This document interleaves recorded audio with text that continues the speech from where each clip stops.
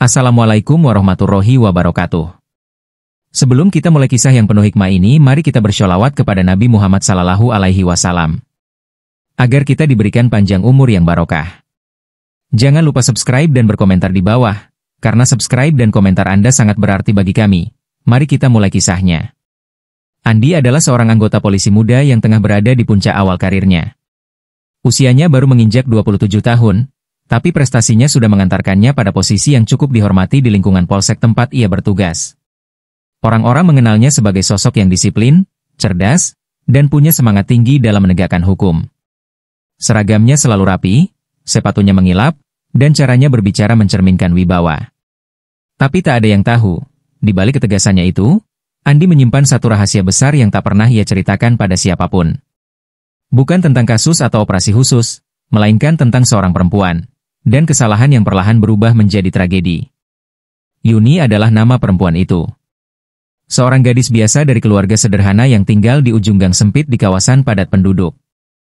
Ia bekerja sebagai penjaga kasir di warung kelontong milik pamannya. Wajahnya teduh, dengan senyum yang selalu hangat, dan tutur kata yang lembut. Andi mengenalnya secara tak sengaja saat melakukan pengamanan di lingkungan tempat Yuni tinggal. Perkenalan singkat itu berubah menjadi sering bertemu, lalu perlahan berkembang menjadi hubungan yang lebih dalam. Tak banyak yang tahu mereka menjalin cinta, sebab Andi sendiri menjaga rapat kisah itu, seolah ada sesuatu dalam dirinya yang belum siap memperlihatkannya kepada dunia. Bagi Yuni, cinta Andi adalah harapan. Ia percaya pria itu akan menjadi imam hidupnya kelak. Tapi ia tidak tahu, bahwa kepercayaannya itu sedang menuju jurang yang menganga. Hubungan mereka berjalan hampir 1 tahun. Selama itu, Yuni tak pernah menuntut apapun dari Andi. Ia tidak meminta rumah, tidak merengek untuk dinikahi cepat, bahkan tidak cemburu ketika Andi jarang memberi kabar karena alasan tugas. Ia menerima segalanya dengan sabar. Tapi hari itu, segalanya berubah. Dengan tangan gemetar dan mata berkaca, Yuni memberanikan diri menyampaikan sebuah kabar yang selama 2 minggu ini ia simpan sendiri, bahwa dirinya tengah mengandung. Ia berharap Andi akan menyambut kabar itu dengan tanggung jawab dan cinta. Tapi yang ia dapat justru sebaliknya. Wajah Andi mendadak kaku. Tatapan matanya kosong, dan napasnya memburu, seperti baru saja mendengar vonis kematian. Ia memalingkan wajahnya, tak sanggup menatap Yuni yang sedang menunggu kata-kata darinya. Andi berdiri dari tempat duduknya dan berjalan mondar-mandir, seperti seseorang yang baru saja dijatuhkan dari langit. "Yuni, kenapa kamu gak hati-hati?" katanya pelan, nyaris seperti bisikan.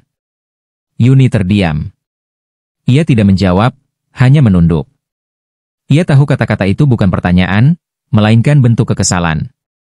Lalu, dengan nada dingin, Andi menatap Yuni dan berkata, "Kamu harus gugurkan." "Aku belum siap, Yun. Karierku baru mulai, dan ini bisa menghancurkan segalanya." Kata-kata itu terasa seperti belati di dada Yuni. Ia terhenyak, tak percaya Andi yang ia cintai mengusulkan hal sekejam itu. "Andi, ini anakmu," jawab Yuni pelan. Tapi Andi hanya diam. Pilihan di matanya jelas, ambisi di atas segalanya. Hari-hari setelah itu dipenuhi pertengkaran dan air mata. Yuni bersikukuh mempertahankan kandungannya, tapi Andi tak berhenti merayunya. Ia bicara soal masa depan, soal rencana yang akan hancur, soal tekanan pekerjaan, soal orang tuanya yang tak mungkin menerima Yuni dalam keadaan hamil duluan. Lama-lama, tekanan itu mengikis pertahanan Yuni. Ia mulai goyah. Andi bahkan berjanji akan menikahinya nanti, asal semuanya beres dulu. Dengan kata-kata manis yang diselimuti kepanikan, Andi menutup nuraninya sendiri. Ia tidak lagi bertanya bagaimana perasaan Yuni, atau bagaimana bayi itu tumbuh dalam rahim perempuan yang ia cintai. Yang ia pikirkan hanya satu, selamatkan nama baik, amankan karir. Dan Yuni, dengan hati yang nyaris runtuh, mulai percaya bahwa menggugurkan kandungan adalah satu-satunya jalan agar mereka tetap bersama. Hari itu hujan turun gerimis saat Andi menjemput Yuni. Di dalam mobil, suasana hening membunuh. Tak ada percakapan selain desahan napas dan detak jantung yang menggema di dalam kepala masing-masing. Andi mengemudi dengan tatapan kosong, seolah pikirannya melayang ke tempat lain.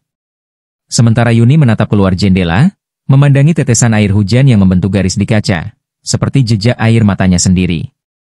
"Kita kemana?" tanya Yuni pelan. Suaranya nyaris tenggelam oleh suara hujan. "Tempat yang aman, sudah aku cari, jawab Andi singkat. Ia tak menjelaskan lebih lanjut. Hatinya kacau, tapi wajahnya tetap dingin. Ia terlalu takut untuk membayangkan apa yang akan terjadi jika semuanya terbongkar. Nama baiknya, jabatannya, masa depannya, semuanya terasa lebih penting dibanding suara lirih Yuni yang bergetar di sebelahnya. Yuni masih belum sepenuhnya yakin. Dalam hatinya, ada perang batin yang hebat. Ia ingin mempertahankan anak itu, darah dagingnya. Tapi desakan Andi terus menggempur seperti ombak tanpa henti. Kata-kata yang dulu manis, kini menjadi tekanan. Aku janji akan menikahimu setelah semua ini. Tapi sekarang belum waktunya, Yun. Kalau kamu sayang aku, kamu pasti ngerti. Begitu bujuk Andi di malam-malam sebelumnya. Dan Yuni, yang terlalu cinta, terlalu takut kehilangan, akhirnya mulai percaya bahwa pengorbanan ini adalah bentuk cinta. Tapi tak ada cinta yang sehat jika itu menyakitkan hanya satu pihak. Dan semakin dekat mobil itu melaju menuju tempat yang disebut Andi aman, semakin nyeri dada Yuni terasa. Bayinya, yang tak pernah diminta hadir, kini harus disingkirkan demi rencana hidup seseorang yang bahkan belum tentu bisa dipercaya sepenuhnya. Tempat itu berada di ujung kota. Sebuah rumah kecil yang hampir tak terurus, dengan pagar besi berkarat dan pintu kusam yang mengeluarkan suara decit ketika dibuka. Seorang perempuan parubaya menyambut mereka dengan tatapan curiga, lalu mempersilakan masuk. Andi langsung mengeluarkan amplop dari saku jaketnya, diserahkan tanpa banyak kata. Perempuan itu mengangguk paham, lalu menyuruh Yuni duduk dan mengisi selembar kertas. Yuni menatap Andi dengan tatapan cemas. Kita pulang aja, Di. Aku takut, bisiknya, nyaris tak terdengar. Tapi Andi, yang sudah terlalu dalam mengambil keputusan, hanya menggenggam tangannya dan berkata, sebentar aja. Habis ini kita mulai dari awal. Kata-kata itu seharusnya menenangkan, tapi justru membuat hati Yuni semakin ciut. Semua ini terasa salah, namun ia terlalu lelah untuk terus menolak. Yuni dibawa ke ruang kecil berbau antiseptik yang usang. Dindingnya mengelupas, ranjangnya berderit, dan alat-alat yang digunakan jauh dari layak. Perempuan parubaya itu mulai menyiapkan prosedur, sementara Yuni berbaring dengan mata berkaca, menatap langit-langit yang penuh bercak hitam. Di luar ruangan, Andi mondar-mandir seperti orang linglung. Jantungnya berdegup keras. Tiba-tiba ia merasa tak yakin, tapi ia tidak bisa menarik kembali semua ini. Lalu, suara Yuni terdengar dari balik pintu, jeritan lirih, tangis tertahan, lalu suara gaduh dari dalam. Andi langsung berhenti berjalan. Ketika suara Yuni makin keras, tubuhnya gemetar. Ia ingin masuk, ingin menghentikan semuanya, tapi kakinya tak sanggup bergerak. Ia hanya bisa berdiri, seperti tersambar petir, mendengarkan jeritan perempuan yang katanya ia cintai, dan anak mereka yang belum sempat bernapas. Beberapa menit kemudian, pintu terbuka. Perempuan parubaya itu keluar dengan wajah panik. Dia pendarahan hebat. Kami butuh bantuan, katanya cepat. Andi sontak berlari masuk. Di dalam, tubuh Yuni terbaring lemah. Wajahnya pucat pasi, bibirnya membiru. Matanya setengah terbuka, seolah ingin berbicara, tapi tak sanggup. Yuni, jangan tidur. Lihat aku. Andi mengguncang tubuhnya, mencoba menahan nyawa yang perlahan pergi. Tapi Yuni hanya menatap kosong. Tangannya tak lagi hangat. Nafasnya berat, tersengal, lalu hilang. Hening menyergap ruangan. Tak ada tangisan bayi. Tak ada harapan. Yang tersisa hanya tubuh perempuan muda yang terlalu mencinta dan terlalu percaya kepada seorang pria berseragam yang memilih masa depannya sendiri di atas segalanya. Detik terasa seperti menit ketika Andi berdiri di depan pintu yang setengah terbuka. Di dalam ruangan itu, hidup Yuni sedang dipertaruhkan, dan mungkin juga hidupnya sendiri. Tapi langkah Andi terhenti di ambang pintu, seperti ada sesuatu yang menahan tubuhnya untuk masuk. Ia bisa mendengar suara logam beradu, cairan tumpah, dan napas Yuni yang semakin berat. Perempuan parubaya yang disebut sebagai praktisi itu tampak panik, wajahnya berkeringat, dan tangannya gemetar. Tolong bantu aku. Pegang ini, teriaknya pada Andi. Namun otak Andi tak sanggup memproses perintah. Ia hanya terpaku, matanya tak berkedip menatap wajah Yuni yang mengerang kesakitan. Yuni mencoba menahan tangis, menggigit bibirnya hingga berdarah, tubuhnya menggigil hebat. Dalam hatinya, ia menjerit, kenapa aku di sini? Kenapa kamu membawaku ke tempat ini, Andi? Rasa bersalah mulai mencekik tenggorokan Andi. Pandangan matanya kabur oleh air mata yang ia tahan sekuat tenaga. Ia ingin menjerit, ingin menarik waktu mundur, tapi semuanya sudah terlalu jauh. Di meja usang itu, Yuni seperti daging yang sedang dipaksa dipisahkan dari nyawanya.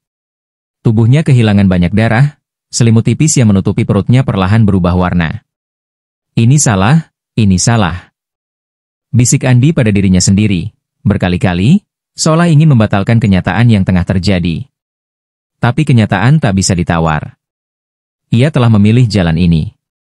Ia yang memaksa, ia yang membawa Yuni ke sini, ia yang membayar prosedur itu. Dan kini ia hanya bisa menonton saat orang yang ia cintai menghembuskan napas terakhir dalam keadaan terhina, kesakitan, dan sendirian. Perempuan parubaya itu akhirnya mundur, wajahnya penuh tekanan. Kita, sudah telat, katanya pelan, lalu menutup wajah Yuni dengan selembar kain putih. Waktu seakan berhenti. Tak ada suara, tak ada gerakan. Andi melangkah pelan, lututnya nyaris roboh. Ia duduk di sisi ranjang, mengangkat kain itu, dan menatap wajah Yuni untuk terakhir kalinya. Wajah yang dulu tersenyum hangat, kini membiru dingin. Tangannya menggenggam jemari Yuni yang tak lagi memberi balasan. Maaf, maafkan aku, Yun, bisiknya lirih, sebelum akhirnya menangis terisak di atas tubuh perempuan yang mati karena cinta yang salah arah. Di luar, hujan turun makin deras, menghapus suara tangis Andi yang sesenggukan seperti anak kecil kehilangan ibunya. Tapi tangisan itu datang terlambat. Terlalu lambat. Ambulans tak sempat datang. Klinik ilegal itu tak berani menghubungi rumah sakit. Semua yang terlibat ingin lari dari tanggung jawab. Tapi Andi tak bergerak. Ia tetap di sana hingga fajar menyingsing, memeluk tubuh Yuni seperti berharap hangatnya kembali. Tapi tubuh itu sudah dingin. Janin di perut Yuni pun tak sempat mengenal dunia. Dua nyawa melayang malam itu, satu perempuan yang mencinta, dan satu bayi yang tak pernah diminta untuk lahir. Andi akhirnya mengantar sendiri jasad Yuni ke rumah orang tuanya. Ia tak berkata sepatah pun. Hanya menunduk saat ayah Yuni memeluk tubuh anaknya yang telah terbujur kaku, menjerit di tengah kerumunan warga yang berbisik penuh tanya. Tak ada yang tahu apa yang sebenarnya terjadi, kecuali Andi. Dan itu menghantui pikirannya seperti kutukan yang tak bisa dihapus. Hari-hari setelah itu menjadi mimpi buruk yang tak pernah berakhir. Andi tak sanggup lagi memakai seragam dinasnya. Setiap kali melihat lencana di dadanya, ia merasa seolah sedang menipu semua orang. Ia berhenti makan, berhenti berbicara, dan mengunci diri di kamarnya. Di setiap sudut rumahnya, ia melihat bayangan Yuni. Di kaca kamar mandi, ia melihat wajahnya sendiri yang semakin asing. Ia berbicara pada dirinya di cermin, memaki dirinya sendiri, mengulang kata, pembunuh, berkali-kali. Di malam hari, ia terbangun oleh suara tangis bayi yang tak ada, oleh bayangan tangan Yuni yang dingin, oleh tatapan mata yang penuh kecewa. Penyesalan datang seperti badai, menghancurkan semua sisa-sisa logika yang ia miliki. Dan satu kalimat terus berdengung di telinganya, kalau kamu sayang aku, kamu pasti ngerti. Kini, kalimat itu bukan janji, tapi vonis. Hari-hari berlalu seperti hukuman yang tak berkesudahan. Andi bangun setiap pagi dengan rasa hampa yang menusuk dada. Ia kembali berdinas seperti biasa, mengenakan seragam dan lencana yang kini terasa seperti beban. Tak ada yang tahu apa yang sebenarnya terjadi. Di hadapan rekan-rekannya, ia masih polisi yang disiplin dan tangguh. Tapi di dalam dirinya, ada lubang gelap yang menganga, lubang yang setiap malam menelannya perlahan. Ia mulai menghindari tugas-tugas yang menyentuh kasus perempuan dan anak. Ia tak sanggup menatap wajah para korban, takut melihat bayangan Yuni di sana. Setiap kali ada tangisan perempuan, telinganya berdenging. Setiap kali mendengar kata hamil, dadanya sesak. Ia sering pergi ke tempat sepi, menyendiri di mobil patroli yang diparkir jauh dari keramaian, hanya untuk menangis dalam diam. Hanya dirinya dan Tuhan yang tahu betapa remuk hatinya. Suatu malam, Andi mengunjungi makam Yuni. Di bawah sinar bulan dan desiran angin, ia duduk diam berjam-jam, menatap nisan sederhana yang bertuliskan nama perempuan yang pernah ia cintai. Aku cuma pengen bahagiain kamu, tapi aku malah ngebunuh kamu, bisiknya lirih. Ia berharap ada angin yang membawa ucapannya ke alam sana, berharap Yuni mendengar dan memaafkannya, meski sekadar dalam mimpi. Penyesalan itu terus memburu Andi kemanapun ia pergi. Ia mencoba menulis surat untuk orang tua Yuni, tapi tak pernah berani mengirimkannya. Surat itu ia simpan di dalam laci, terlipat rapi bersama foto lama Yuni dan hasil tes pack yang dulu pernah disimpannya diam-diam. Setiap kali melihatnya, dadanya bergetar, matanya basah. Tapi ia tahu, permintaan maaf takkan menghidupkan Yuni kembali. Andi terus menjalani hidup, tapi bukan sebagai manusia yang utuh. Ia seperti bayangan, bergerak tapi kosong. Di setiap langkahnya, ada jejak luka yang tak terlihat. Dan meski ia tetap berdinas, tetap tertawa bersama rekan, tetap menyapa warga, hatinya tak pernah kembali seperti dulu. Di benaknya, suara Yuni terus bergema, seolah berkata, "Kamu harusnya jagain aku." Dan Andi tahu, itu adalah suara yang akan ia dengar seumur hidupnya.